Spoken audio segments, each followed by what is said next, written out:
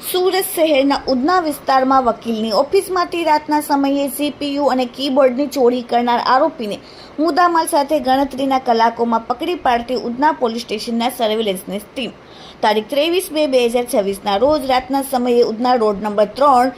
Mexican plaza ઘાયલ સ્પોર્ટ્સની બાજુમાં આવેલ કેબી એસોસિએટ નામની વકીલની ઓફિસમાંથી રાતના સમયે એક ચોર ઈસમે ઓફિસનું શટર ઊંચું કરીને કાચના પોર્ટિશનનો નીચેનો લાકડાનો ભાગ તોડી ઓફિસમાં પ્રવેશ કરીને સીપીયુ અને કીબોર્ડ જે બંનેની આશરે કિંમત 30,000ની મતાનો